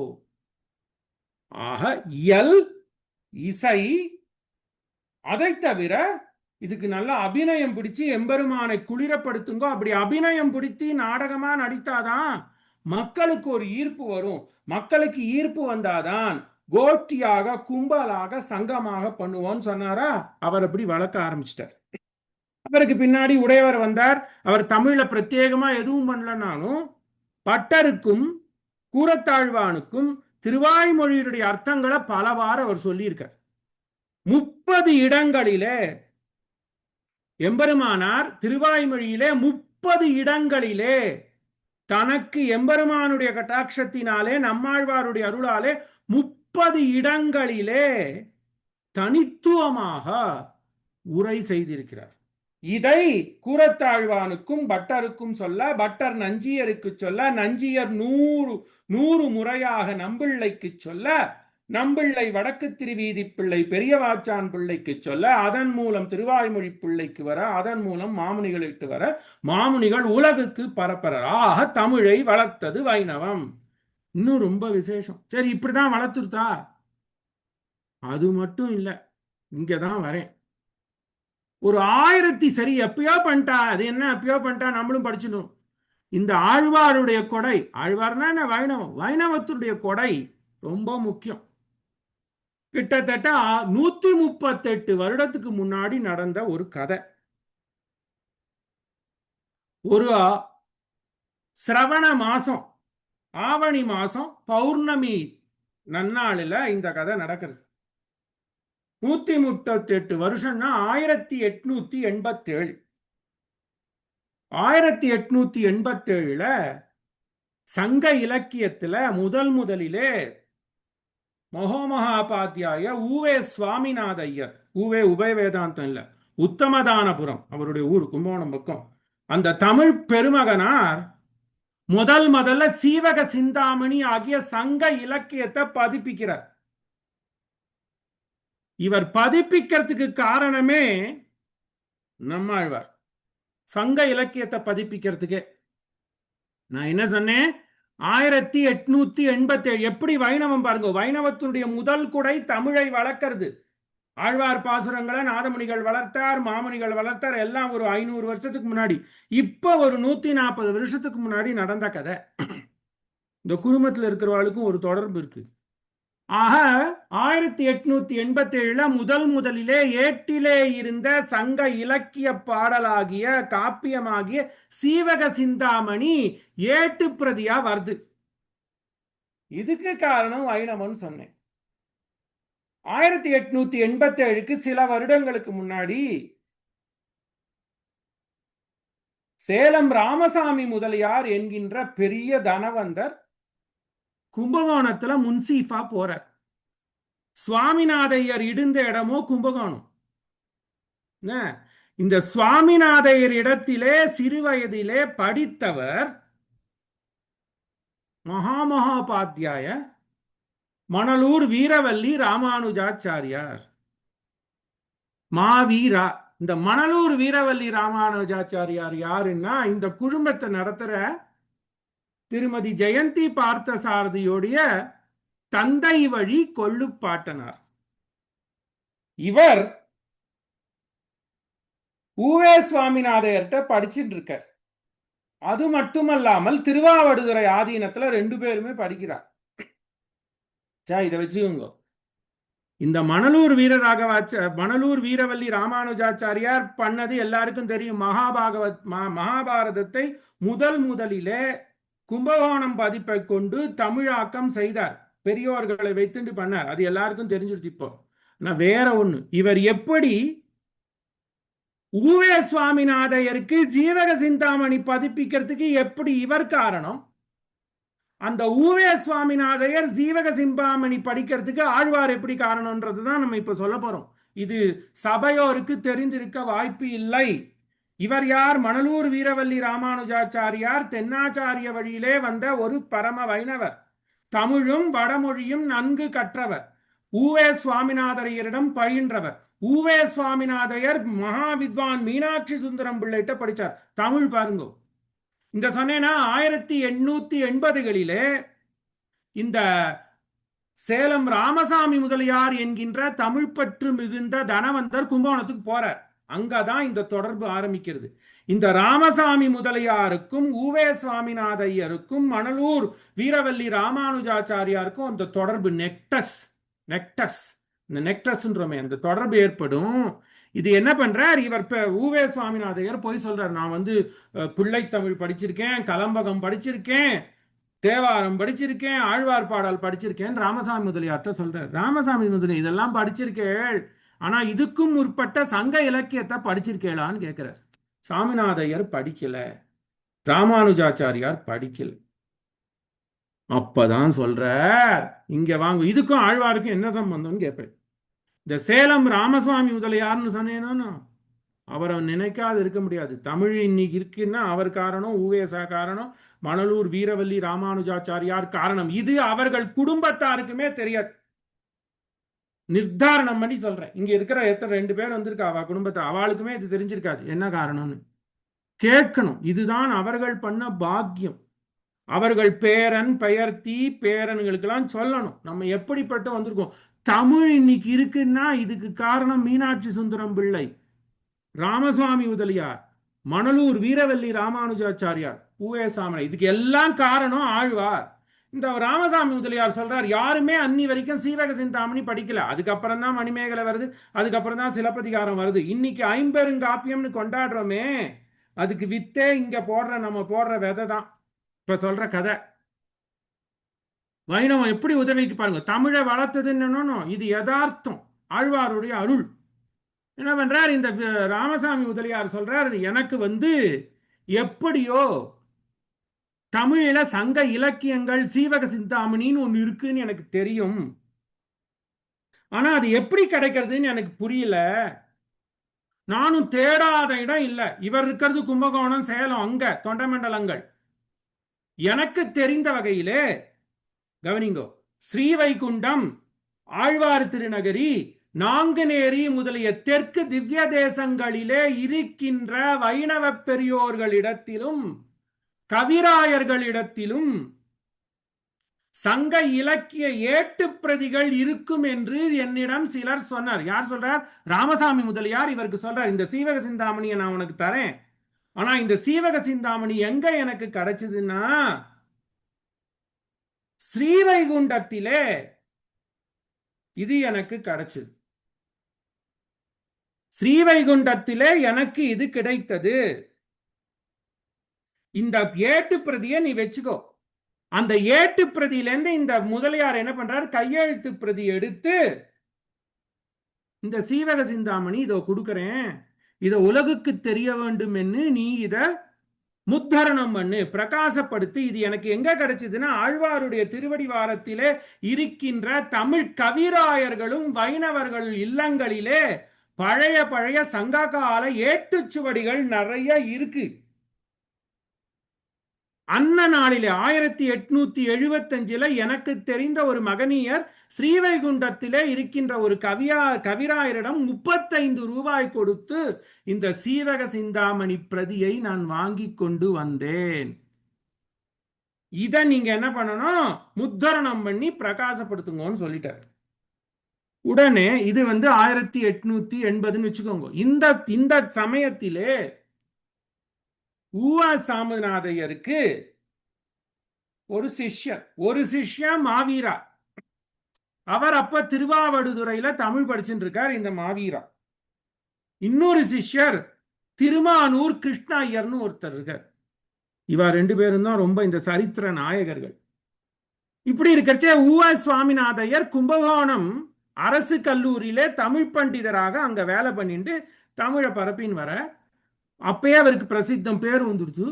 அப்ப எல்லாரும் என்ன கேட்கறா, இங்க ஸ்ரீரங்கத்துல, அங்கேயும் பாருங்க, ஸ்ரீரங்கத்துல ஒரு தமிழ் பள்ளிக்கூடம் ஆரம்பிக்கிறோம், அதுக்கு உரியதான தமிழ் உபாத்தியாயர் யாரும் இல்லை, யாரையானா நீங்க சொல்லி விடுங்க அப்படின்னு சொல்றச்சே, இந்த திருமானூர் கிருஷ்ண ஐயர் தமிழ் பண்டிதர், மாவீராவோட கொஞ்சம் வயசுல பெரியவர், அவரை நீங்க அனுப்புங்கன்னு சொல்றார். ஆனா இந்த சுவாமிநாதர் என்ன பண்ணிட்டார், நான் திருமானூர் கிருஷ்ண ஐயரை அனுப்ப மாட்டேன், அவரை நான் சென்னைக்கு அனுப்பிச்சிருக்கேன், ஏன்னா இந்த ஏட்டெல்லாம் சோதித்து பப்ளிஷ் பண்ணணும் அப்படின்றச்சே அங்கதான். ஆனா அந்த திருமானூர் கிருஷ்ணய்யரை நான் திரும்பியும் கும்பகோணத்துக்கோ ஸ்ரீரங்கத்துக்கோ கூட்டுண்டா சீவக சிந்தாமணியை பதிப்பிக்க முடியாது. இந்த சீவக சிந்தாமணி எங்க கிடைச்சது? ஸ்ரீவைகுண்டத்திலே கள்ளப்பிரான் திருவடியிலே கைங்கரியம் பண்ணி கொண்டிருக்கின்ற கவியராயர்களுடைய இல்லத்திலிருந்து கிடைச்சது. ஆக நான் இதை சென்னைக்கு அனுப்பிச்சிருக்கேன் பதிப்பிக்கணும்னு, நீங்க போய் கிருஷ்ணய்யரை போய் வேலைக்கு அனுப்பிச்சிட்டேன்னா இது பதிப்பு நின்று போயிடும், தமிழ் வளராது. ஆனா அந்த நாள் பிரிட்டிஷாருடைய கட்டளை அப்படியானா ஸ்ரீரங்கத்துல ஒருத்தரை வாத்தியாரா நியமிக்கணும். அந்த சமயத்திலே கவனிங்க, இந்த குடும்பத்தில் இருக்கிறவா கவனிக்கணும், அந்த சமயத்திலே மணலூர் வீரவல்லி ராமானுஜாச்சாரியார் நான் முன் வரேன். எப்படி அனந்தாம்பிள்ளை எம்பெருமானார் கேட்கறச்சே யாரு திருமலைக்கு போறேன்னு நான் போறேன்னு சொன்னாருன்னு, அதே மாதிரி இந்த மணலூர் வீரவல்லி ராமானுஜாச்சாரியார் ஊ.ஏ. சுவாமிநாதர் அவர்களே நமக்கு தமிழை வளர்க்கணும், சீவக சிந்தாமணியை பதிப்பிக்கணும், அதனால என் படிப்பை விட்டுட்டு நான் ஸ்ரீரங்கத்துக்கு போய் தமிழ் உபாத்தியராக அமைகிறேன் என்று சொல்றார். அவர் சொல்றதுனால தான் இந்த கிருஷ்ணய்யர் சென்னையிலே வசித்து சீவக சிந்தாமணிய 1887 பதிப்பிக்க முடிந்தது. இதற்கு காரணம் முதல்ல ஆழ்வார், 2வது காரணம் பரம வைணவரான மணலூர் வீரவல்லி ராமானுஜாச்சாரியார். சொல்லியாச்சா வைணவம் இப்படி தமிழை வளர்க்கிறது. இவர் சொல்றார் நான் ஸ்ரீரங்கத்துக்கு போறேன், நான் போய் அந்த வேலையை பார்க்கிறேன், நீங்க சீவக சிந்தாமணியை பதிப்பிச்சு முடிச்ச பிற்பாடு இந்த திருமானூர் கிருஷ்ணய்யரை ஸ்ரீரங்கத்துக்கு அனுப்புங்க.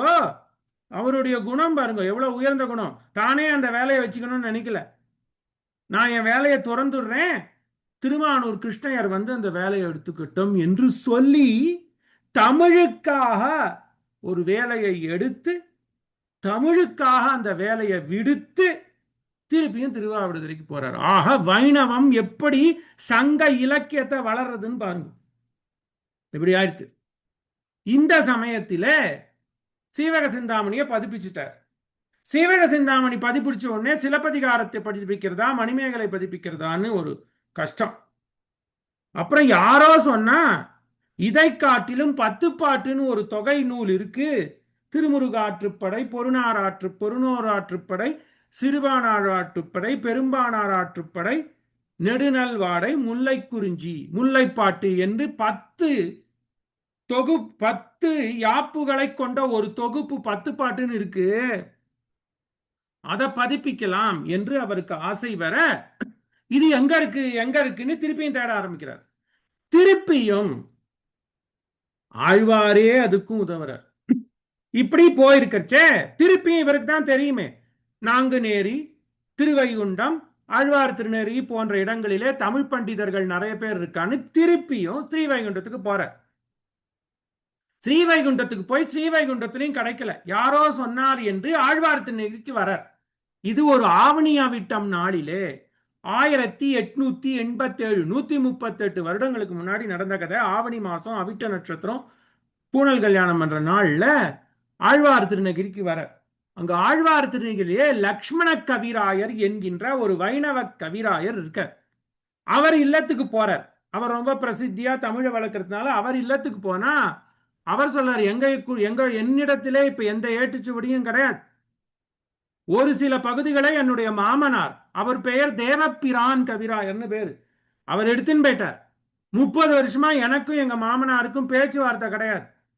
அதனால அவர் என்ன ஏடு வச்சிருக்கார் ஏது வச்சிருக்கார் எனக்கு தெரியாது. ஆனால் அவரிடத்திலே இந்த முல்லைப்பாட்டு இருக்கலாம் என்று சொல்றார். உடனே உவே சுவாமிநாதர் என்ன பண்றார், ஆழ்வார் இடத்துல போற. ஐயோ ஆழ்வாரே, நீர் வேதம் வளர்த்த மாறன், வேதம் செய்த மாறன்னு சொல்றேளே, நான் ஒரு தமிழ் கவிதை யாப்பை தேடி இவ்வளோ தூரம் பரிசிரமப்பட்டு வீடு வீடா வீடு 30 கவிராயர் இல்லத்துல ஆழ்வார் திருநங்களை ஏழி இறங்குறார். 3 நாட்கள் அவர் தங்கி இருந்தார். உவே சுவாமிநாதையர் இதை எழுதுறார். 3 நாள் நான் தங்கிட்டேன், நீ தான் எனக்கு வழிகாட்டணும் என்ன இப்படின்னு இருக்கிற சமயத்துல அன்றைய தினத்தில ஆவணி மாசம் புறப்பாடு, மாட வீதியில சடகோபர் வீதி ஏற வரார். வீதி பிரகாரம் உற்சவம் கண்டருள்றார். அப்ப இவர் வேண்டார், வேண்டிட்டு படுத்துட்டார்.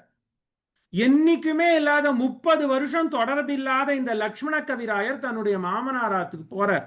தேவப்பிரான் கவிராயர் ஆத்துக்கு போனா அந்த மாமனார் மாப்பிள்ளை வந்துட்டாரேன்னு சந்தோஷப்பட்டு பரன்ல இருக்கக்கூடிய பழைய ஏட்டுச்சுவடியெல்லாம் எடுத்து போட்டா அதுல முல்லைப்பாட்டு, திருமுருகாற்றுப்படை, நெடுநல்வாடைன்னு 7 யாப்பு எங்க ஆழ்வாருடைய திருவடி வாரத்துல ஆழ்வார் வீதி ஏற வர்றது. இது சத்தியமான நடந்தது. தன் சரிதத்துல உவே சுவாமிநாதையர் எழுதுறார். 1887 நடந்த கதை. 3வது நாள் இரவிலே சடகோபர் வீதி ஏற வரச்சே இந்த லக்ஷ்மண கவிராயர் சுவாமிநாதையர் அவர்களே, இந்த முல்லைப்பாட்டுன்னு தலைப்பிட்ட ஒரு தொகுதி எனக்கு கிடைச்சிருக்கு, எங்க மாமனார் அகத்திலிருந்து கிடைச்சிருக்கு, இதுதானா என்று பாருங்கள் என்று கொடுக்க, அன்னைக்கு சொன்னேனே சிரவணம் பௌர்ணமாசி, அந்த ஆவணி மாதத்திலே பௌர்ணமி ஆகுதுனால பளிச்சுன்னு சந்திரன் இருக்கிறானா, இவர் அந்த திறந்த உடனே நிலவுல மலர்ந்த முல்லை, அப்படியே அந்த வார்த்தையை சொல்றார். நிலவிலே மலர்ந்தது முல்லை ஆழ்வாருடைய திருவடி வாரத்திலே, நிலவிலே மலர்ந்த முல்லை ஆழ்வார் திருவடி வாரத்தில சொல்லி எல்லோற்றையும் அன்னைக்கு சொல்றாராம். ஆழ்வார் ஆனவர்கிட்ட வேண்டினா அது நிறைவேறாதுன்னே கிடையாது. எங்க இருந்தோ நான் தேடி தேடி தேடி வந்தேன். தமிழுக்கு உதவுகின்ற மாறன் இன்றும் 1887 தமிழிலே ஒரு யாப்பு கிடைப்பதற்கு உதவினாரே.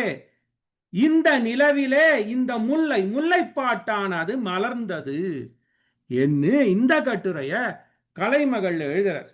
எழுதிட்டு இதற்கு காரணமான எல்லோர்களையும் பாராட்டுறார். அதுல இதற்கு உதவிய திருமானூர் கிருஷ்ண ஐயர், ஆழ்வார் திருநகரி லக்ஷ்மண கவிராயர், ஆழ்வார் திருநகரி தேவப்பிரான் கவிராயர் மற்றும் மணலூர் வீரவல்லி ராமானுஜாச்சாரியார். யார் இந்த ராமானுஜாச்சாரியார் விளக்கிறார். மகாபாரதத்தை தமிழ் மொழிபெயர்ப்பால் வெளியிட்டு வரும் கும்பகோணம் காலேஜிலே தமிழ் பண்டிதருமான காலம் இது எழுதுற 80 வயசு. இந்த சுயசரிதம் ஊவேசா எழுதிருச்சு, அவருக்கு 80க்கு மேல. அப்ப இந்த மணலூர் வீரவல்லி ராமானுஜாச்சாரியார் வைகுண்டம் போயிட்டார். மகாபாரதத்தை தமிழ் மொழிபெயர்ப்பு செய்து வெளியிட்ட வரும் கும்பகோணம் காலேஜிலே தமிழ் பண்டிதரமான காலன் சென்ற மகோமகோபாத்தியாய மாவி ராமானுஜாச்சாரியாரே இவர். அவருடைய உதவியாலே தமிழ் வளர்ந்தது. அந்த தமிழுக்கு பேர் உபகாரம் செய்த ஆழ்வாராலே இந்த முல்லைப்பாட்டு முதலிய 7 யாப்புகள், 10 பாட்டிலே இருக்கக்கூடிய 7 யாப்புகள் கிடைக்க பெற்றன என்று சீவக சிந்தாமணியை பதிப்பிப்பதற்கும் மணலூர் வீரவல்லி ராமானுஜாச்சாரியார் உதவிக்க. இந்த முல்லைப்பாட்டு கிடைக்கிறதுக்கும் ஒரு விதத்துல உதவி இருக்கார். இவர் யாரு? மகாபாரதத்தை தமிழிலே மொழிபெயர்ப்பதற்கு உதவி தொகுத்தார். 26 ஆண்டுகள், 1908 இருந்து 1932 வருடம் ஆக 26 வருடங்கள் மிகப்பெரிய பண்டிதர்களை கொண்டு, இவரும் வைணவர் தானே, மிகப்பெரிய பண்டிதர்களை கொண்டு. எப்படிப்பட்ட பண்டிதர்கள்? பைங்காநாடு கணபதி சாஸ்திரி முதலியோரை கொண்டு. பைங்காநாடு கணபதி சாஸ்திரி யாரு? மகா பெரியவர்கள் என்று லோக பிரசித்தராக இருந்த சந்திரசேகரேந்திர மகா சுவாமிகள் என்று காஞ்சி மடத்தை அலங்கரித்த மகா பெரியவர்களுக்கே சாஸ்திர அத்தியாபகராக இருந்த இந்த கணபதி சாஸ்திரி, பைங்காநாடு கணபதி சாஸ்திரி போன்ற மிகுந்த சாஸ்திரோத்தமர்களை கொண்டு மொழிபெயர்ப்ப 26 வருஷம் பரிசிரமப்பட்டு முடிச்சு மாறி மாறி பண்ணியிருக்கார். ஆதி பருவ ஆரம்பிச்சிருக்கார், உத்தியோக பருவ போனார், கடைசியில பண்ணது இந்த விராட பருடம். தமிழ் வைணவர் கொடுத்த, தமிழுக்கு கொடுத்த தொண்டு 53 பக்கம் இந்த விராட பருவம். இதுதான் கடைசியா அவர் தொகுத்து வெளியிட்டது. அதுல 53 பக்கம் முன்னுரையில சொல்றார் எப்படி நான் ஆரம்பத்திலேருந்து பண்ணேன், இதெல்லாம் இதான் வருது. அதுல முதல்ல இவருக்கு வித்திட்டவர் யாருன்னா, அங்கேயும் வரேன், உவே சுவாமிநாதையர் 1903 வருஷம் கும்பகோணத்திலேருந்து சென்னைக்கு குடிபெயர்றார். அப்போ 30 ரூபா இந்த மணலூர் சுவாமிக்கு உவே சுவாமிநாதையர் முன்பணமா கொடுத்து, இதை வைத்துக் கொண்டு மகாபாரதத்தை தமிழிலே ஒரு வரி விடாத, கா சு தா விடாத சம்ஸ்கிருதத்திலே இருந்த மகாபாரதத்தை தமிழிலே மொழிபெயர்ப்பு செய்து தமிழுக்கும் சனாதன தர்மத்துக்கும் பேருதவி செய்யுங்கோள் என்று அவரிட்ட கட்டளை. 26 வருஷம் பரிசிரமப்பட்டு இப்படி வெளியிட்டார். அத மாதிரி ஒரு மொழிபெயர்ப்பு இதுவரைக்கும் அமைந்ததே கிடையாது. அதுவும் வைணவம் தமிழுக்கு கொடுத்த கொடை. ஆச்சா, இது சொல்லியாச்சு. அப்புறம் சமுதாய நல்லிணக்கம் என்ன சொல்றது? எல்லாரையும் இந்த தமிழால கூற்றுது. இன்னார் இணையார் என்று இல்லாமல் எல்லாரையும் கூற்று. ஆக இதுல ஜாதி மதமே இல்லை. வைணவத்திலே எம்பெருமானை அறிய வேண்டும் என்கின்ற இச்சை இருந்தா போர். மிலேச்சனும் பக்தரானால் சதுர்வேதிகள் அனுவர்த்திக்க அறிவு கொடுத்து குலதெய்வத்தோடு ஒக்க பூஜை கொண்டு பாவன தீர்த்த பிரசாதனம் என்கின்ற திருமுகப்படியும் விஸ்வாமித்ர விஷ்ணு சித்த துளசி பிரித்தரோடே உள்கலந்து தொழுகுலமானவன் நிலையார் பாடலாலே பிராமண வேள்வி குறை முடித்தவையும் கீழ்மகன் தலைமகனுக்கு சமசகாவாய் தம்பிக்கு முன்பிறந்து வேலும் வில்லும் கொண்டு பின் பிறந்தானுடைய தன்மையை தமையனுக்கு இளையோன் சத்பாவம் சொல்லியபடியும் தூது மொழிந்து நடந்த வந்தவர்களுடன் சக்கிய சகுண சமபோஜனம் கொண்டவையும். என்ன சொல்றது? இது ரொம்ப தமிழாடல். விரைவுக்கு அஞ்சி நான் கிடுகிடுன்னு சொல்றேன். என்ன சொல்றாருன்னா, எம்பெருமானை அறிய வேண்டும், எம்பெருமானுடையனே குணகீர்த்தனம் பண்ண வேணும், எம்பெருமானுடைய அடியார்களோடு இருக்க வேண்டும் என்கின்ற நிலையுடைய ஒருவன் எந்த தொழிலை செய்தாலும் எங்கு பிறந்தாலும் அவனே உயர்ந்தவன்றத வைணவன் தான் சொல்றது. எப்போ? 1000 வருஷம் முன்னாடி சொல்றது. ஆஹா, எப்படின்னா, எப்படி இதுக்கு விளக்கறா பாருங்க. எப்படி எம்பெருமான் சக்கரவர்த்தி திருமகனானவன் என்ன பண்றான்? தம்பியுடனே போய் சபரியோட ஆசிரமத்துக்கு போறான். தூது மொழி நடந்தவன் போய் பேசுறான். ஜல ஜல ஜலான்னு சக்கரவர்த்தி திருமகன் பேசுறான். என்ன பேசுறான்? மொழி நடந்து வந்தவர்களுடைய சம்யக்கு சகுண சகபோஜனம். போய் சபரி கிட்ட போறான். போய் கடை நீ யாரு, நான் மத்தங்க அவ சொல்றா, இப்படி சம்பாஷணை பண்றான், மொழி பேசுறான். பேசின உடனே அவ கொடுத்த பழங்களை கட்டாட்சிக்கிறான். எச்சப்படுத்துறதுலாம் இல்ல, பழங்களை கட்டாட்சிக்கிறான். சம்யக்கு குளிர்ந்து அந்த பழங்களை எடுத்துக்கிறான். ஆக சபரியோ வேட்டு வச்சு, இவனோ சக்கரவர்த்தி திருமகன் எங்கெந்தோ நடந்து வரான். அயோத்தியில் இருந்து கிஷ்கிந்த பக்கம் இவன் நடந்து வந்து இந்த மூதாட்டி கொடுத்த விருந்தோம்பலை ஏற்றுக்கொள்கின்றான். சம்யக்கு ஏன்? அந்த பக்தியினாலே. அரியதாம் உவப்பா உள்ளத்து அன்பினால் அமைந்த காதல். கம்பன். அரியதாம் உவப்ப உள்ளத்து அன்பினால் அமைந்த காதல் சபரிட்ட இருக்கிறதுனால சலசலன்னு பேசி கதை பேசி வம்படிச்சுட்டு அவ கொடுத்த பழங்கள், அவ கடிச்செல்லாம் கொடுக்கல, அவள் பக்குவமாக பதவீசாக வைத்த பழங்களை கடாட்சிக்கிறான். ஆக மொழி நடந்து வந்து சம்யக் போஜனம் கொண்டானே சக்கரவர்த்தி திருமகன். அது மாதிரி நாரணனிடத்திலே பக்தியும் நாரணன் அடியார்களிடத்திலே பக்தியும் இருந்தால் மிலேச்சனும் பக்தன் ஆவான். முதல்ல வைணவம் தான் இதை சொல்றது. தமிழுக்கு வைணவம் பெரிய கொடை பண்ணுதுன்னு சொல்லியாச்சு. சமுதாய நல்லிணக்கம் பாருங்க எப்படி சொல்றா பாருங்க ஆச்சாரியர்கள், உயர்ந்த சாஸ்திரஜர். நாமளும் நீங்களும் சொல்லல. அழகிய மணவாள பெருமாள் நாயனார் 85வது சூத்திரம், இவ்வளோ பெருசு, இங்க டைம் கொடுக்கல மாமி எனக்கு. அவர் சொல்றாரு பாருங்க, பக்தி தான் வேணும், உள்ளத்து தூய்மை, அன்பினால் அமைந்த காதல் இருப்பின் ஏற்றத்தாழ்வு நசியும். எப்படிடா? நான் சொல்லல, சக்கரவர்த்தி திருமகன் நடந்து நடந்து இந்த விருத்த மூதாட்டி கொடுத்த பழத்தை கடாட்சிக்கிறானே.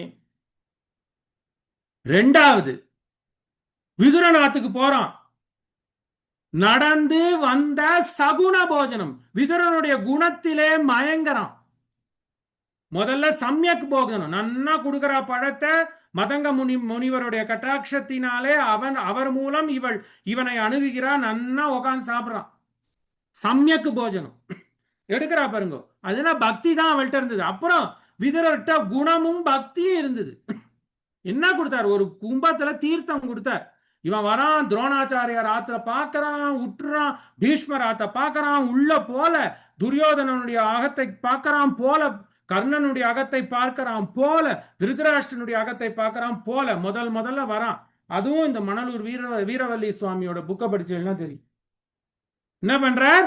அந்யத் கும்பாம் அந்யத் பூர்ணாத் அபாம் கும்பாம் அந்யத் பாத அவனே ஜனாத் அந்யத் குஷலசம் பிரஷ்னாத் ந இச்சதி ஜனார்தனாத். என்னுமே பண்ணல விதுரர். எப்படிப்பா கிருஷ்ணன் எப்படி இருக்கா, எப்படி இருக்கா ருக்மிணி, எப்படி இருக்கா சத்யபாமா, எப்படி இருக்கு துவாரகன் தான் கேட்டான். குருகுருன்னு உள்ள போய் உட்காந்துக்கிறான். மாமா எனக்கு பழத்தை கொடுங்கன்றான், வாங்கி சாப்பிடுறான். சகுண போஜனம். அப்புறம் மாருதி எல்லாம் முடிஞ்சிருச்சு. பிராட்டிய கொண்டு கொடுத்துட்டான் மாருதி. உடனே கட்டிக்கிறான். பரிஷ்வஜோ அனுமதா, போய் ஆலிங்கனம் பண்றான் திருவடிய. பண்ணதோடு மட்டுமல்லாமல் வேற யாருமே சொல்லல, ஆழ்வார்கள் தான் இதை சொல்றா. பாத்ம புராணத்துல இருக்கு, ராமாயணத்துல கிடையாது. மாருதிய கூப்பிட்டுக்கிறான். பரத்வாஜ திரும்பி போறா. எல்லாரும் இந்த அனுமான் இவ்வளவு பண்ணானே, எனக்கு அயோத்திய போறதுக்கு முன்னாடி இவனுக்கு நாம் ஏதான உபகாரம் பண்ணணும். அவனை கட்டி பிடிச்சுட்டேன், அது திருப்திய கொடுக்கல. உடனே என்ன சொல்றான்? நாளைக்கு பரதன் நம்ம போலன்னா தீ குளிச்சிருவான். ஏன் மாருதியே, நீ போய் பரதன்ட்ட நாளைக்கு வந்துடுறேன்னு சொல்லுன்னு சொல்லிட்டான். இவ எல்லாம் பரத்வாஜருடைய ஆசிரமத்தில் இருக்க. அவர் தன்னுடைய யோக திருஷ்டியால அப்படி பண்றார், ஆதித்யம் பண்றார், விதவிதமா லட்டு, இப்ப மைசூர் பாகி, இன்னும் உண்டோ, தேங்குழல், முள்ளு முறுக்கு, ரிப்பன் பகடா, எதை வேணா வச்சு வந்துட்டே இருக்கு. எல்லாரும் சாப்பிட்டா, ராமர் சாப்பிடல. அங்கேந்து திருவடி வரணும்னு வெயிட் பண்றார். வெயிட் பண்ணிட்டு பரத்வாஜர் கேட்கிற, சக்கரவர்த்தி திருமகனே ஏன் நீ இன்னும் சாப்பிடல? மாருதி வரட்டும். இன்னும் மாருதி வந்த உடனே தனியா இலை போடுன்னு சொல்லல, ஆழ்வார்கள் மட்டும்தான் இதை எடுக்கிறார். ஒரே இலையில தன் திருக்கைகளாலே ஒரு கோடு விரிக்கிறான். ஒரு பக்கம் மாருதியை உட்கார சொல்றான், இன்னொரு பக்கம் தான் உட்கார்ந்துக்கிறான். வைணவம் எப்படி சொல்றது பாருங்க. என்ன சொன்னேன்? சமுதாய சமய நல்லிணக்கம். அதுவோ ஒரு குரங்கு. வாதமா மகன் மற்கடம் விலங்கு மற்றோர் சாதி என்று ஒழிந்திலை உகந்து காதல் ஆதரம் கடலினும் பெருகச் செய் தகவினுக்கு இல்லை கைமாறு என்று கோதில் வாய்மையினாய் ஓடும் உடனே உண்பண்ணான் என்ற ஒன் பொருள் எனக்கும் ஆதல் வேண்டும் என்று அடியினை அடைந்தேன் அணிபொழில் திருவரங்கத்து அம்மானே. திருமங்கையாழ்வார் இத சொல்றார், வால்மீகி சொல்லல. வைணவம் செய்த கொடை என்ன பண்றான்? வாத மாமகன் மர்க்கடம், மர்க்கடம்னா குரங்கு, குரங்குன்னு அவன் நினைக்கல. ஐயோ எப்படிப்பட்ட உபகாரம் நீ பண்ணிட்டப்பா. சத்தியத்தை நிலைநாட்டுறதுக்கு மாருதி இல்லைன்னா ராமாயணமே இல்ல. உகந்து காதல் ஆதரம் கடலினும் பெருக. ஐயோ இவ்வளோ பண்ணிட்டியப்பா, நீ பண்ணதுக்கு என்னால ஒரு கைமாறும் பண்ண முடியலையவா. நம்ம ரெண்டு பேரும் ஓர் இலையிலே ஓர் களத்திலே உண்கின்ற நிலையிலே வைணவம் கலியன் எடுத்து காட்டுறான். இதுக்கு மேல வைணவம் என்னத்தை தர முடியும்? என்ன பண்றான்? இலைய போட சொல்றானா? சாஸ்திரத்துக்கு விருத்தம் இருக்கக்கூடாதுன்னு அது வரைக்கும் பெரியவாச்சான் பிள்ளை இதுக்கு எடுக்கிறார் பாருங்க வியாக்கியானம். அவர் ஒரு சுவாரஸ்யமா சொல்றார். அது வரைக்கும் வாழை இலையில நடு தண்டே கிடையாதான், தாமரை இலை மாதிரி ஒன்னா தான் இருக்குமா. சாஸ்திரத்துக்கு விருத்தம் வரக்கூடாதுன்னு சக்கரவர்த்தி திருமகன் தன்னுடைய கை நகத்தினாலே ஒரு கோடு கிழிக்கிறான், லாஞ்சிடியூடின்ல. அதற்கு பிற்ப ஹாஸ்யம் சுவாரஸ்யமா சொல்ற, அதற்கு பிற்பாடுதான் என்னவோ வாழை இலையானது ஒரு இலை இரண்டு இலையாக ஆயிற்றல்லவோ என்ன எப்படி எல்லாம் வியாக்கியானம் சொல்றா பாருங்க. ஆயுசு போராது. கலியன் பாடிட்டு போயிட்டார், இல்லை கைமாறு என்று கோதில் வாய்மையினாய் ஒடும். இப்படி சத்தியம், ராமரும் சத்தியவான், மாருதியும் சத்தியவான். கோதில் குத்தமே ராமர்கிட்டையும் கண்டுபிடிக்க முடியாது, மாருதிட்டையும் கண்டுபிடிக்காது. இப்படி இருக்காளே, ஒரு களத்திலே உண்கின்ற நிலை இது. இதோ குரங்கு, இவனோ சக்கரவர்த்தி திருமகன். ஒரு வித்தியாசம் பார்க்கல. ஏன்னா குணம் அதான் சகபோஜனம், சம்யக்கு போஜனம் சபரியுடன், சகுண போஜனம் விதுரனிடத்திலே, சகபோஜனம் ஒரு குரங்கிடத்திலே. ஆதரம் மிக்க காதல் உடனே உண்பன் நான் என்ற ஒன் பொருள். இதான் ஒன் பொருள். சமுதாய சமய நல் இணக்கம் வைணவம் காட்டுறது. 1000 வருடத்துக்கு முன்னாடி கலியன் எழுதுற, வால்மீகி இல்லையே. எனக்கும் இப்படி அல்லவோ சக்கரவர்த்தி திருமகனே, நீ அந்த குரங்குக்கு பண்ணியப்பா, எனக்கு இந்த மாதிரி ஒரு நல்லிணக்கம் நீ கொடுக்க மாட்டியா?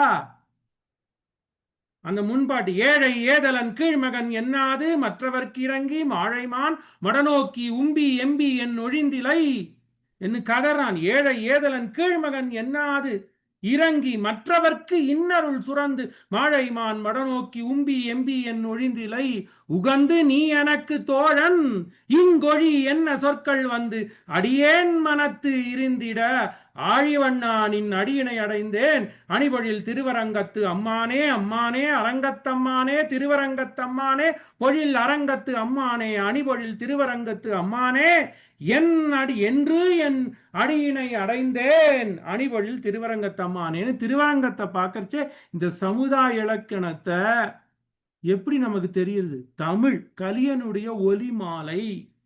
ரெண்டாவது சொல்லிட்டேனா சமுதாய சமய சன்னிலக்கம். மூணாவது நாரணனை காட்டுறது. ஏகம் சத்து விப்ரா பகுதா வதந்தி அகம் பிரம்மாஸ்மி தத்துவம் அசி. வேதம் சொல்லிட்டு போயிடுது. அப்ப அவனே நானு, நானே அவன். அப்ப நானே உலகத்தை படைக்கிறேனா? கேள்விக்கு பதிலே வரல, எம்பெருமானாருக்கே வரல. ஏன்னா யாதவ பிரகாசர் அப்படித்தானே சொல்ற, சர்வம் பிரம்மமயம் மாய, நான் எப்படி உலகத்தை படைக்க முடியும்? அப்ப எதுக்கு இறைவன்? இறைவனே வேண்டாமே, நானே இறைவன். என்னத்துக்கு இறைவனே கிடையாது, நானே எல்லாம். இந்த குழப்பம், இந்த குழப்பத்தை தீர்த்து தான் எம்பெருமானார் சாரீரிக மீமாம்சையாகிய ஸ்ரீபாஷித பண்ற. அதற்கு காரணம் தமிழ் வேதம். 8:8:2 அடியேன் உள்ளான் உடல் உள்ளான் அண்டத்தகத்தான் புறத்தான் படியே இது வெண்ணலாம் படி அல்லன் பரம்பரன் கடிசேர் நாற்றத்துள்ளாலை இன்பக் கலவி துன்பம் சேர் ஒடியாடு உள்ளுடையானே. அடியேன் உள்ளான் உடல் உள்ளான், அடியேன் என்கின்ற ஆத்மா உடல் என்கின்ற அச்சித்து. இது ரெண்டும் வேற. ஆனா இதற்கு அந்தர்யாமியாக ஆழி மழை கண்ணனாக, மழைக்கு அந்தர்யாமியாக எம்பெருமான் நாராயணன் இருக்கின்றான். நராணாம் அயனஹா எஸ்யசா இது நாராயணன் என்கின்றதை அடியேன் உள்ளான் ஆத்மாவில் இருக்கின்றான் என்றால், ஆத்மா என்பது ஒரு தத்துவம், ஆத்மா எம்பெருமான் அல்ல. அந்த எம்பெருமான் ஆத்மாவுக்கு அந்தர்யாமியாக நியந்தாவாக இருக்கின்றான். அப்ப தத்துவம் அசி அகம் பிரம்மாஸ்மி என்ற ஸ்ருதி ஒருங்கிணைக்கிறது. நான் என்ன சொன்னேன்? மூணாவது நாரணனை காட்டுறது பாருங்க. அத்வைதிகள் என்ன சொன்ன? ஞானத்தினாலே இந்த ஆத்மாவே பரமாத்மா என்று அறிகின்ற வரையிலே ஜென்மமாய் எடு. இது ஒரு இந்த மெய்ப்பொருள் புரியாது, அதை அடையவும் முடியாது. நானே பிரம்மான் எப்படி சொல்ல முடியும்? நானே எம்பெருமான் எப்படி சொல்ல முடியும்?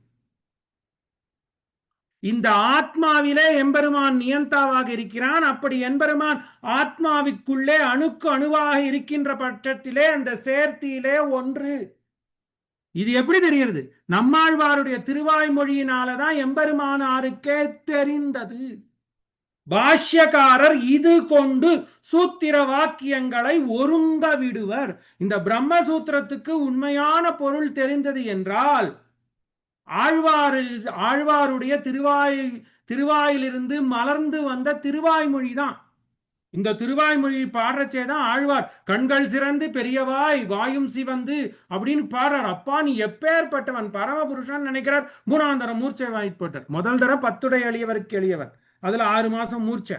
அப்புறம் பிறந்தவாறும் நடந்தவாறும் பெரிய பாரதம் கை செய்து அங்க 6 மாசம் மூர்ச்சை. கடைசியில ஒரு மூர்ச்சை போடுற. அப்பா நீ பரம புருஷன், ஆனா இப்படி என் ஆத்துக்கு வரையே, நீ எங்க அகத்துக்கு வரைய, சபரி வீட்டுக்கு போயிட்டியே, ஒரு குகனோட போயிட்டியே, எவ்வளோ எளிமைன்னு சொன்னார். மூர்ச்சை ஆயிடுத்து. அப்புறம் தான் அவருக்கு தத்துவம் புரியுறது. அடியேன் உள்ளான் உடல் உள்ளான், என்னுடைய அச்சித்தான உடல்லேன்னு இருக்க அந்த அச்சித்துக்கு நியந்தாவாக இருக்கக்கூடிய ஆத்மாவுக்குள்ள இருக்க, இப்படி சேர்ந்து இருக்கறச்சே அத்வைதமா இருக்க. விசிஷ்ட அத்வைதம் இது விசிஷ்டாத்வைதம், சேர்த்தியிலே ஒன்று, ஆனால் தத்துவங்கள் தனித்தனி என்பதை அடியேன் உடல் எம்பெருமான் என்கின்ற 3 தத்துவத்தை ஆழ்வார் 8ஆம் பத்துல சொல்றார். பாஷ்யக்காரர் இது கொண்டு சூத்திர வாக்கியங்களை ஒருங்க விடுவர். ஆக நாரணனை காட்டிக் கொடுத்தது தமிழ், சாஸ்திரத்தை வழங்க வச்சது தமிழ். சமுதாய நல்லிணக்கத்தை, ஆனால் உண்மையான அன்பு, உண்மையான நட்பு இருக்கணும். அதான் என்ன சொல்றார்? அன்பினால் அமைந்த காதல் தெரிதர குழந்தை என்றால் அமிழ்ந்திலும் சீர்த்ததன்னே பரிவின் தழிய எண்ணின் பவித்திரம் எம்மனோர்க்கும் உரியன இனிதின் நாமும் உண்டனம் அன்றோ கம்பன். இது அப்படியே சொல்றான். ஆக அந்த உண்மையான அன்பு இருக்கின்ற படத்திலே ஏற்றத்தாழ்வுகள் இல்லை. ஏன்னா எல்லாரும் உண்மையா எம்பெருமான அடையணும்னு நினைக்கிறோம். அவன் உகந்த அருளின நிலங்களிலே தான் உகந்த நாடெல்லாம் தந்தாள் பாடி. ஆக சமுதாய நல்லிணக்கம் தமிழ தான் தெரியுது. அப்புறம் தமிழை வளர்க்கிறார். தமிழை வளர்க்கிறது இந்த மாதிரி யாரு இப்ப தமிழ் வளர்க்கிறேன் தனித்தமிழ் வளர்க்கிறேன்லாம் சொல்றாளே, 1000 வருஷத்துக்கு முன்னாடி படிப்படியா வளர்க்கிற. திருக்குறுகை பிரான் பிள்ளான் சம்ஸ்கிருதம் கலந்த வியாக்கியானம், நஞ்சியர் கொஞ்சம் சம்ஸ்கிருதம் தமிழ் ஜாஸ்தி, அப்புறம் பட்டர் இதை விளக்கிறார். அப்புறம் நம்பிள்ளை பண்ண உபகாரம் மாதிரி யாருமே பண்ணல. அதை ஒவ்வொன்றும் எப்படி விளக்கிற? ஐதீகத்தை கொண்டு, உதாரணங்களை கொண்டு, சம்பாஷணைகளை கொண்டு, வார்த்தைகளை கொண்டு பண்ணி பண்ணி பண்ணி விளக்கிறார். அப்படி தமிழை இப்படி அல்லவோ விளக்குகின்றனர் என்று தமிழை வளர்த்தனர். ஒரு உதாரணம், நின்மலா நெடியாய் உனக்கேதும் பிழை பிழையே வன்மமே சொல்லி ஆழ்வார் இதோட முடிக்கிறேன். பிராட்டியும் பெருமானும் ஊடல் கொள்றார். தமிழ் எப்படி வளர்க்கிறான்னு சொல்றேன் பாருங்க. இந்த பிராட்டி ரூபத்தில ஆழ்வார் 6ஆம் பத்துன்னு நினைக்கிறேன், 6ஆம் பத்துல இந்த ஊடல் வரும். நின்மலா நெடியாய் உனக்கேதும், நீ என்ன பிழை பண்ற, என்னப்பா நான் தப்பு பண்ணிட்டேன், நான் ஒட்டு வட்டிலும் காளாஞ்சியமா இருக்கேன், என் ஆத்மா ஒன்றை இப்படி ஒட்டின்னு இருக்கு, ஒட்டு வட்டிலும் காளாஞ்சியமா இருக்கின்ற இந்த தன்மை நீ ஏன் வரமாட்டேங்கிற, ஏதோ நீ என்னை பத்தி கண்டுபிடிச்சு வச்சுட்டு இருக்க, வன்மம் வன்மன் சொல்லி எம்மை நீ விளையாடிதி. ஆழ்வார் கேட்கிறார், நீ என்னமோ வன்மம் பண்ற, ஏதோ உனக்கு தெரிஞ்சிருக்கு, கேளுங்க. இந்த தமிழ்ல தானே சொல்றார். வன்மமே சொல்லி எம்மை நீ விளையாடுதி, நீ என்னமோ பண்ற என்ன. ஆழ்வாருக்கு கோபம் வந்துடுத்து. பிராட்டி நிலையில அதிகேட்கில் என் நன்மை மாறி, எங்க அம்மா எல்லாம் அதை பார்த்து ஒரே கோவப்படுறாப்பா. நீ என்னமோ வன்மம், ஏண்டி அவன், நீ பைத்தியமா, அவன் பின்னாடியே உண்ணும் சோறு பருகு நீர் தின்னும் வெத்தலையம் எல்லாம் உண்ணும் சோறாதி ஒரு மூன்றும் எம்பெருமான் கண்ணன் என்னே நீர் மல்கி கண்ணினைகள் மண்ணில் அவன் வளம் மிக்கு அவன் ஊர் வினவி திண்ணம் என் இளமான் புகுமூர் திருக்கோளூர்னு பைத்தியம் பிடிச்சி இருக்க. ஐயோ, அவன் வன்மம் பிடிச்ச வேண்டி கள்ளன் மாமாயன் வன்மம் பண்ணிட்டாண்டி. உனக்கு மணால நான் வரப்போறவன அம்மா ஏத்தி விடுறா பாருங்க.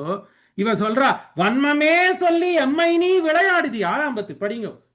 அப்ப இவளுக்கு புரியல, என்னடா வன்மம் சொன்னான்னு. எல்லாம் அந்த கும்பலா இருக்கா திருவரங்கத்துல. எம்பார் இதுதானே தமிழை வளர்த்தா. எம்பெருமானார் தமிழுக்கு ஒண்ணும் பண்ணல. அவர் தானே எம்பாருக்கு சொல்லி கொடுத்திருக்கார்.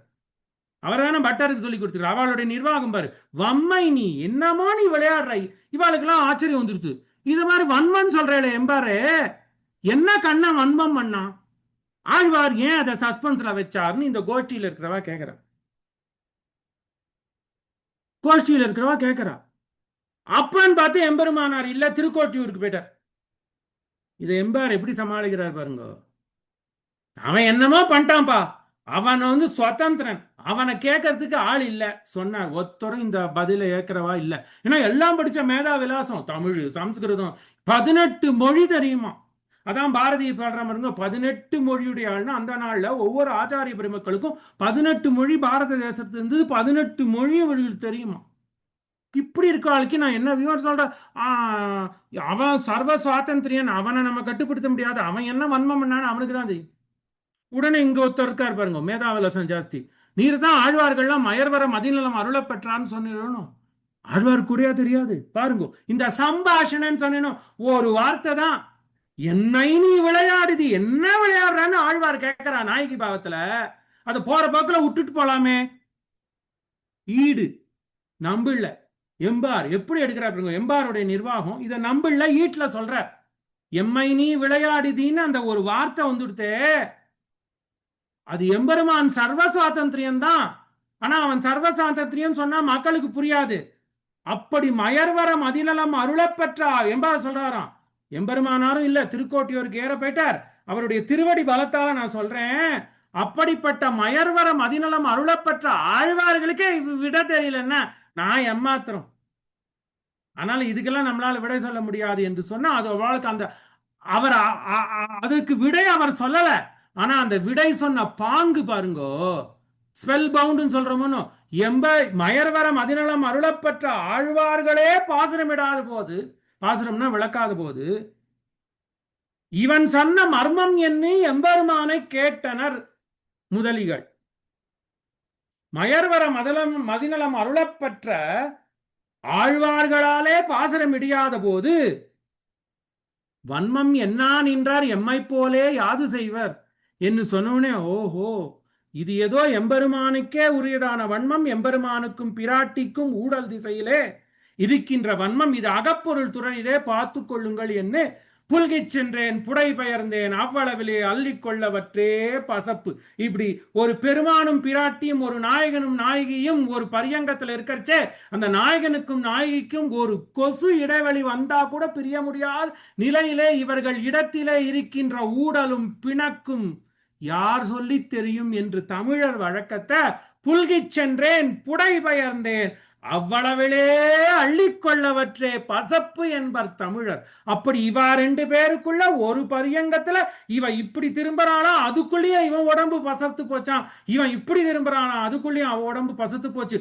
அப்படி ஒன்றோடொன்று ஒட்டு வட்டிலும் காளாஞ்சியமாக இருக்கக்கூடிய அந்த பிராட்டியும் பிரானும் அந்த நாயகனும் நாயகிக்கும் என்ன ஊடல் என்பது அவர்களுக்கே அறியாத நிலையிலே, மயர்வர மதிநலம் அருளப்பெற்ற ஆழ்வார்களே அறியாத நிலையிலே எம்மை போல்வார் யாரே என்னி எம்பார் சொல்றச்சே நம்மை போல்வார் எங்கே என்று சொல்லி தமிழும் வைணவமும் தழைத்து இனிது ஓங்குக ஆழ்வார்கள் வாழி அருளிச் செயல் வாழி தாழ்வாதுமில் குறவர்தாம் வாழி ஏழ்வாரும் உய்ய அவர்கள் உரைத்த அவைகள் தாம் வாழி செய்யமறை தன்னுடனே சேர்ந்து. ஆக வைணவம் தமிழை வளர்த்தது. வைணவம் உண்மையான சமுதாய சமய நல்லிணக்கத்தை தெரிவித்தது. வைணவம் நாராயணனை உண்மையாக காட்டியது என்று சொல்லி இந்த 7வது அமர்வை இத்துடன் பூர்த்தி செய்வோம். மங்களானி சந்து.